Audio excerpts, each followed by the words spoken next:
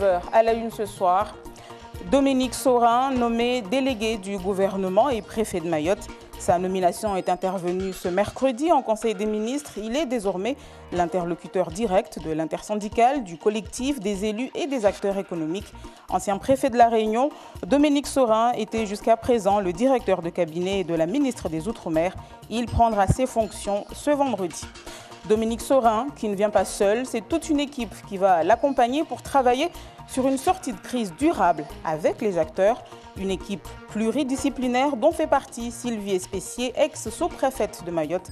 Ils ont en tout un mois pour rendre une première copie avec un point d'étape le 16 avril prochain à Paris, en présence entre autres du Premier ministre Édouard Philippe. Analyse à suivre de Misbaoudine Bakar. Également dans l'actualité ce mercredi, l'hommage national rendu ce matin à Arnaud Beltrame, colonel de gendarmerie. Il a été tué la semaine dernière sous les balles de Redouane Lakdim lors d'une prise d'otage dans un supermarché. La cérémonie a eu lieu place des Invalides à Paris. Mayotte n'est pas en un reste avec une cérémonie organisée ici en Petite Terre en présence entre autres du directeur général de la gendarmerie nationale.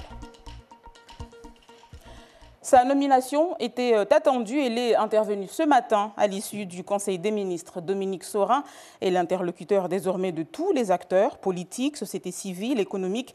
Il ne vient pas seul. Une équipe interministérielle l'accompagne donc. Leur mission, travailler sur une sortie de crise durable dans un délai d'un mois. Un point d'étape sera fait dans un mois, le 16 avril prochain à Paris. C'est un nouveau départ pour un nouveau modèle de développement, a déclaré Annick Girardin lors de la conférence de presse. Gervais Nithieu.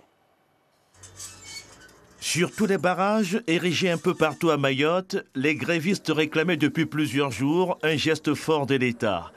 Et ils ont été entendus cet après-midi.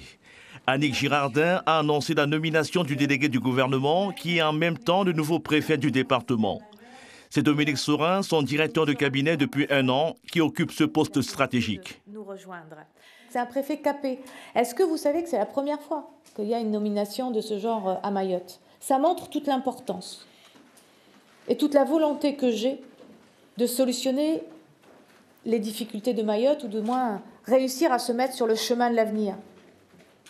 À Mayotte, 6 hauts fonctionnaires expérimentés et reconnus dans leur secteur d'activité accompagneront le nouveau préfet délégué du gouvernement dans l'accomplissement de sa mission. Une mission délicate qui a pour finalité la sortie de crise. Cette mission ne pourra réussir que si cela se fait dans un esprit de dialogue et d'échange avec l'ensemble des parties prenantes. J'ai parlé des élus, j'ai parlé de l'intersyndicale, j'ai parlé des collectifs, mais c'est le monde économique, c'est aussi le monde associatif, c'est tous ceux qui interviennent dans la vie quotidienne de Mayotte et des Mahorais. C'est bien d'avoir un bon préfet, mais on pourrait avoir le meilleur si nous-mêmes, nous n'assurons pas nos destinées, eh bien, ça ne servirait à rien. Le 16 avril, un point d'étape sur la mission de l'équipe Sorin à Mayotte se fera avec le Premier ministre à Matignon. Dans un mois, les élus du département et membres du collectif des citoyens de Mayotte seront reçus par le président de la République à l'Élysée. Ce sera pour conclure le nouveau contrat républicain avec le 101e département français. Alors que le futur préfet Dominique Sorin devrait quitter Paris demain soir pour rejoindre notre département avec son équipe, une nouvelle voix mahoraise a retrouvé l'Hexagone ce mercredi. Il s'agit de la députée Ramlati Ali, réélue dimanche dernier. 2 mois seulement après l'annulation de son mandat, elle a donc repris son siège à l'Assemblée nationale. Les explications de Marie Radovic et Massimo Bulgarelli. La voici donc de retour au Palais Bourbon parmi les autres députés, dans un contexte crucial pour le 101e département français. Ramlati Ali retrouve son siège juste avant que s'envole pour Mayotte le délégué du gouvernement, Dominique Sorin. Il a travaillé avec Mayotte, notamment j'ai dû travailler avec lui, moi, en tant que présidente de la conférence de la santé.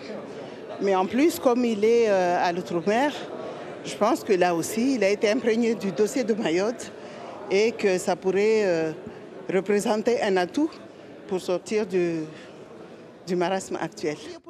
La députée réélue dimanche prône avant tout le dialogue entre toutes les parties. Elle compte aussi rappeler ici les difficultés que rencontrent les Mahorais. Ce mercredi, elle est l'une des premières à interpeller le gouvernement. Pouvez-vous détailler auprès de la représentation nationale la lettre de mission que vous allez confier au délégué du gouvernement nommé ce jour et la méthode de concertation retenue pour la construction du projet d'avenir de Mayotte? Dans la 3e semaine du mois d'avril, je recevrai les élus mahorais, les élus politiques, pour nourrir ce dialogue et pour vérifier que nous sommes sur le bon chemin. Autre sujet abordé par la députée, l'action diplomatique de la France vis-à-vis des Comores, une problématique pour laquelle le Premier ministre appelle à la discussion et un travail commun entre les deux pays.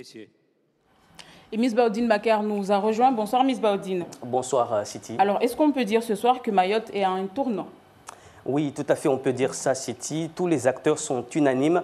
Il y aura un avant et un après 20 février 2018, comme il y aura un avant et un après de cette journée de conférence de presse qui a eu lieu cet après-midi au ministère des Outre-mer. Mais comme vous l'avez dit, tout le monde attendait la nomination de ce fameux délégué qui viendra ici à Mayotte. Et par ailleurs aussi, ce délégué a été nommé dans la foulée préfet de Mayotte. Et comme vous le voyez, c'est Dominique Sorin qui a été nommé et c'est une nouvelle configuration inédite, Siti. Et normalement, on devrait voir sa photo, on attend. Et donc la ministre n'a pas échappé à la question qui taraude tout le monde ces derniers temps, et notamment après la publication d'un article du journal Le Monde et du Canard enchaîné sur Mayotte et les Comores. Oui, tout à fait. La polémique enfle depuis plusieurs heures, suite aux articles du Canard enchaîné, mais aussi du journal Le Monde, que deux visions s'affronteraient au plus haut sommet de l'État concernant l'avenir de Mayotte au sein de la République. Et la ministre a répondu à cette question. Je vous propose de l'écouter. Je crois que vous l'avez noté. Ce gouvernement, il est uni et il le restera. Ça ne nous empêche pas de nous dire les uns et les autres la manière dont on voit les choses et d'échanger et de pouvoir ensuite porter un projet commun. Vous savez, moi, je fonctionne avec mes collègues comme je fonctionne sur le terrain. J'écoute, je co-construis. J'entends les remarques des uns et des autres et ensuite je porte le message du gouvernement. Je suis la ministre des Outre-mer et je porte le message du gouvernement dans les territoires d'Outre-mer. J'ai une vision, depuis mon arrivée ici, des Outre-mer qui ont en main une clé de leur développement qui est la coopération régionale. Dans l'océan Indien, comme dans tous les océans sur lesquels nous sommes, c'est-à-dire dans les trois, nous avons cette volonté de développer les politiques de coopération régionale, de faire que chacun retrouve dans son territoire sa juste place. Mayotte est le 101e département français, dans l'océan Indien comme la Réunion, a pour vocation à être une tête de pont de la France et de l'Europe dans son bassin maritime. Voilà, Siti, elle a reconnu au bout des lèvres cette hypothèse de deux visions au sein du gouvernement, mais la question a été à nouveau posée et cette fois-ci, elle est un peu plus claire. Mayotte est le 101e département français et le restera. Et à Mayotte, comme dans tous les territoires, s'il y avait une quelconque évolution, elle ne vient pas du gouvernement, mais elle sera demandée par les élus du territoire. Je crois que c'est très clair. Voilà pour cette problématique Siti, Mayotte et les Comores. Et je vous donne rendez-vous tout à l'heure à 20h pour le Kalawadala. Et il sera question de cette conférence de presse et de cette nomination de ce délégué et par ailleurs préfet de Mayotte. Et on parlera également de la suite de ce mouvement qui perdure depuis plusieurs semaines. Merci beaucoup, Miss Baudine Bakar, pour toutes ces informations. Dominique Sorin et son équipe sont donc attendus de pied ferme. Et c'est le cas de les dire, en tout cas en vue des négociations, des discussions à venir. Tous les acteurs, élus, patronat, collectifs et intersyndical se sont retrouvés pour la toute première fois depuis le départ de la ministre autour d'une même table. À l'ordre du jour, une double question. Comment sortir de la crise et comment être unis face aux nouveaux préfets et délégués du gouvernement? René Lataste et Farah Rousseni ont suivi les débats de cette rencontre historique. Il est près de 15h30. Les participants se séparent dans une ambiance détendue. Plus de 4 heures d'échange pour arriver à un accord sur la méthode, travailler ensemble sur un document en sent un point commun et des déclarations plutôt optimistes. Je pense que pour la première fois, nous avons senti une bonne entente. L'unité est redevenue entre l'État syndical les élus, le patronat et le collectif. Je pense que c'est la chose la plus importante qu'il faut retenir aujourd'hui. C'est une journée nouvelle en fait, qui démarre pour Mayotte, pour l'histoire de Mayotte en tout cas. L'union fait la force et je pense que nous avons absolument besoin d'être unis pour pouvoir affronter dans un cadre apaisé cette négociation avec ce délégué gouvernemental qui vient d'être nommé et qui va arriver rapidement sur Mayotte. Je pense que nous sommes sur la bonne voie, qui est la voie de l'unité. Nous attendions avec impatience l'émissaire qui semble-t-il sera le nouveau préfet. Donc il y a cette fois-ci un mandat ministériel pour pouvoir négocier avec nous, pour pouvoir discuter de l'avenir et du développement de Mayotte et donc du sujet qui nous est tout cher, de l'insécurité. Nous aurions aimé que le mouvement s'arrête plus tôt que ça, le plus tôt possible. On n'a toujours pas de visibilité à quelle date les barrages seront levés, mais nous avons quand même un sentiment aujourd'hui que nous pouvons être optimistes dans les jours à venir. Je félicite les participants, ceux qui ont accepté d'être là, de passer tout ce temps-là, parce que nous avons passé beaucoup de temps, mais c'était nécessaire. Et voir qu'on est sorti sur un accord, de travailler ensemble, de ne pas se mettre les bâtons dans les roues. Et je pense qu'en voyant tous les gens sortir de cet hémicycle avec le sourire, eh ben, c'est un jour heureux. C'est un jour heureux parce que c'est un début, je dirais, que les gens puissent se retrouver autour d'une table et négocier. Une conclusion qui n'allait pas de soi, la longueur de la réunion montre clairement que pour atteindre les deux objectifs définis, se dire franchement les choses, même les plus désagréables, et se mettre d'accord sur une feuille de route commune, il aura fallu du temps. Première phase, laver son linge sale en famille mahoraise. Après les paroles apaisées du début de la réunion, quelques échanges vifs. Mais tout le monde est resté. Les notions de respect et de confiance l'ont emporté. Deuxième phase, la plateforme commune, le collectif et l'intersyndical demandant aux élus et au patronat, comme gage d'honnêteté, de fermer écoles, administrations et entreprises jusqu'à mardi. Après une suspension de séance, la réponse est tombée. Il a été décidé d'un commun accord qu'on ne fermera pas nos mairies ni nos écoles et que le patronat ne fermera pas ses administrations.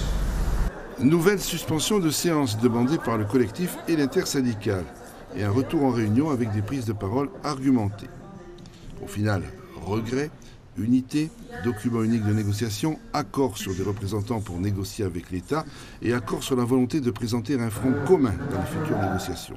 En revanche, pour la levée des barrages et la grève, il faudra attendre l'avancée des discussions. Reste maintenant aussi à attendre la dernière phase, décisive celle-là, la négociation avec l'envoyé du gouvernement et nouveau préfet. Et depuis le début du mouvement contre l'insécurité, il est difficile, vous le savez, de circuler sur tout le territoire. Pour avoir des informations pratiques sur l'état justement de la circulation, il y a cette page Facebook Inforoute Mayotte qui rencontre beaucoup de succès auprès des usagers. Un succès qui va grandissant depuis sa création en 2015. Laïnicia Dachim et Daniel Abdou. Ces pages font partie des plus consultées par la population depuis le début du mouvement de grève. Obstacles sur la voie, accidents, coupeurs de route, toutes ces informations que l'on peut retrouver sur le compte Facebook d'IRM sont publiées instantanément. Il nous aide beaucoup à avoir les informations sur la route et que, surtout en ce moment, par rapport à la grève, on voit qu'il y a des barrages partout dans l'île. Et que si on doit quitter nos domiciles pour se déplacer, il faut qu'on consulte d'abord ce groupe. Ça peut servir parce que surtout effectivement nous qu'on travaille souvent sur la route, donc il y a des routes, on ne sait pas ce qui se passe devant, donc quand on nous pose la question où on attend un fond de route, donc on saura si le route sera praticable ou pas, ou sinon si on fait demi-tour ou pas quoi. C'est sur le terrain, comme aujourd'hui au barrage de Chiconi, que les membres du réseau de contributeurs d'Inforoute Mayotte recueillent les informations pour les usagers et ça marche. Il y a beaucoup de monde justement donc, qui m'envoie des messages ou qui appellent parce qu'avec le mouvement de grève, on a mis en place un numéro de téléphone où les gens ils peuvent appeler pour tout signalement ou pour les infos express. Par exemple, au lieu de publier sur la page directement, ils peuvent par exemple appeler est-ce qu'à Tingoni il n'y a pas de barrage ou est-ce qu'à Mamoudzou ça circule bien, etc. Pour garder une certaine crédibilité et éviter les fausses informations, son créateur et les membres du réseau filtrent et vérifient chaque élément publié. Tous les membres qui sont dans Inforoute, il y en a qui préfèrent poster directement l'info, il y en a qui préfèrent passer par les administrateurs et surtout par moi. Justement pour que l'info soit plus prise au sérieux. Et puis on collabore justement avec les services de l'État qui sont dans le département. Depuis son lancement en 2015, la page Inforoute Mayotte, association à but non lucratif, ne cesse d'évoluer. Aujourd'hui, elle rencontre un certain succès avec plus de 30 000 membres bénévoles et 7 000 photos publiées. La circulation, vous venez de le voir, qui reste compliquée, très compliquée, avec les barrages instaurés un peu partout sur les axes névralgiques du département. Difficile de faire le ramassage des ordures. Une grande partie de l'île croule ainsi sous les déchets. Une situation qui fait courir à la population un réel danger sanitaire. Laini Sadachim et Denal Ebdou. Il y en a partout. Des amas d'ordures dans les rues d'une grande partie de notre île. Cela fait 6 semaines que les éboueurs ne passent plus à cause des barrages. Les rats et autres insectes font de ces déchets leur lieu de prédilection, posant de graves problèmes de santé publique. On n'arrive pas à vivre parce que je trouve ça scandaleux. J'ai des enfants qui en permanence passent dans la rue. Moi, j'ai du mal à sortir ma voiture justement parce que ça donne sur des ordures. Il y a des odeurs, il y a des bêtes qui arrivent, je trouve ça navrant. Mais nous, on n'est pas forcément contre le mouvement de grève, on comprend les revendications et le fait que Mayotte soit effectivement laissée à l'abandon par l'État sur énormément de choses. Après, effectivement, sur la façon de faire, on trouve que il faudrait peut-être laisser davantage passer les secours pour les gens qui peuvent être malades, laisser passer les gens qui vont ramasser les poubelles, parce que c'est vrai que là, la situation sanitaire devient de pire en pire. Dans certaines communes comme à Sada, les agents de la municipalité effectuent des passages réguliers afin de limiter l'impact sur la santé des populations. Pour ces derniers, le mouvement de grève doit intégrer dans ses priorités le passage des camions. Imaginez les rats qui tournent ici le soir. Imaginez les mouches qu'il y a. Et dans le voisinage, les gens qui ont une cuisine ouverte, mais c'est impraticable. Parce qu'à midi, on a des mouches partout. Il suffit que vous vous mettez à cuisiner, les mouches envahissent la maison. Moi, je ne trouve pas ça responsable. Donc, il faudrait à un moment donné qu'on trouve une solution. Au moins qu'on laisse les camions de Sidevam rentrer dans les communes une fois par semaine. Les habitants en appellent aux élus et aux responsables du mouvement de grève afin qu'ils puissent réagir rapidement et commencer à débarrasser ces déchets des rues de notre île, car les risques sanitaires sont réels. On en vient à présent à l'hommage de la nation à Arnaud Beltrame. La cérémonie nationale en présence du président de la République a eu lieu dans la matinée ce mercredi aux Invalides à Paris. Arnaud Beltrame a été tué lors d'une attaque terroriste dans un supermarché la semaine dernière. Et comme partout en Outre-mer, cet hommage a été relayé à l'exemple de la cérémonie qui s'est tenue ce matin à la caserne de gendarmerie à Pamandi.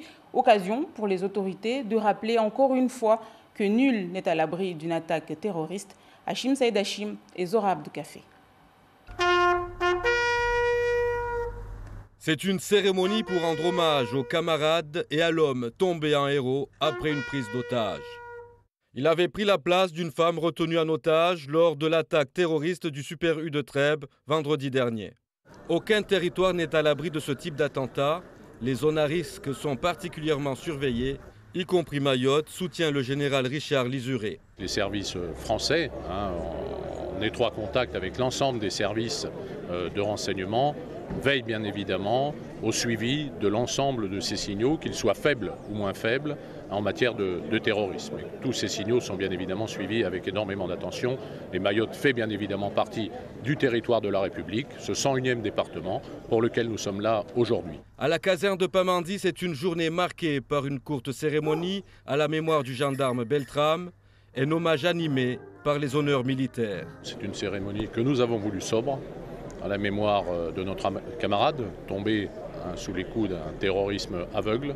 Nous avons bien sûr une pensée également pour toutes les victimes de ces tragiques événements et d'une manière générale pour toutes les victimes de ce terrorisme qui frappe à l'aveugle des citoyens, des familles, et auxquels nous nous associons bien évidemment, et par la pensée et par le recueillement. À la caserne de Pamandzi, le drapeau tricolore est en berne. Au niveau national, les hommages se succèdent. Un dernier a été rendu ce jour aux Invalides à Paris. Et toujours en petit air, cette fois-ci à l'abattoir, cet après-midi, un incendie s'est déclaré dans une maison quartier Mouyoujou. Le feu s'est propagé dans toutes les pièces, tout a été détruit. Ce serait la fille de la propriétaire qui aurait mis le feu à une feuille. Fort heureusement, on ne déplore aucun blessé. Les pompiers ont été dépêchés sur les lieux assez rapidement pour circonscrire l'incendie. On écoute le sergent Johnny Avis au micro d'Abdou Kafé Mohamed. On était juste appelé pour un feu de banga, mais en réalité, ce n'est pas un feu de banga, c'est un feu de maison. Nous, avec mes agents, on a trouvé que l'accès était difficile et en fait, c'était très étroit de l'entrée.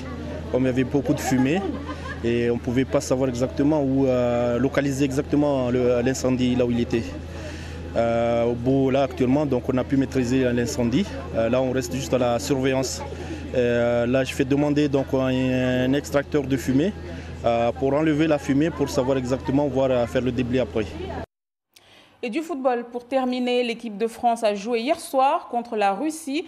Un match amical comptant pour le Mondial 2018 qui se jouera en Russie. Spécialistes et supporters parlent d'une première mi-temps assez soporifique, même si les vrais fans, comme Darwesh Dao, vous diront qu'ils se sont réveillés par la suite pour se défaire de leurs adversaires avec notamment un doublé signé Mbappé, sans compter le joli coup de franc de Paul Pogba.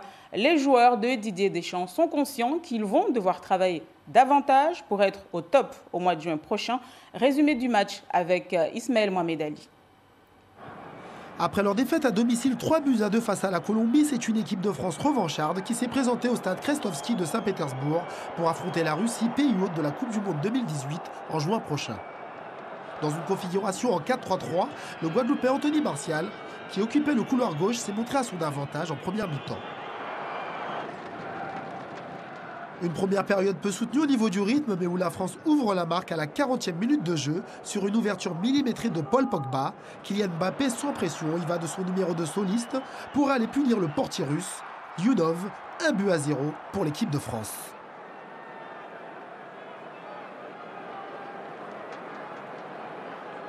Au retour des vestiaires, c'est un tout autre match qui débute. Les deux sélections se livrent davantage. Paul Pogba, encore lui, s'illustre en inscrivant un bijou de coup franc au 25 mètres qui va se loger dans le soupirail. 2-0 pour les Bleus.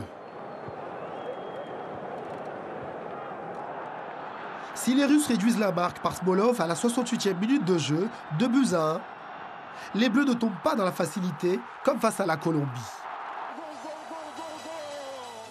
Facilité, voilà le mot qui sied parfaitement au génial attaquant des Bleus, Kylian Mbappé, qui se joue avec insolence de la défense russe. Passement de jambes, enchaînement, frappe et but. La France s'impose 3-1 face à la Russie. Prochain match amical des Bleus, le 28 mai prochain contre l'Irlande.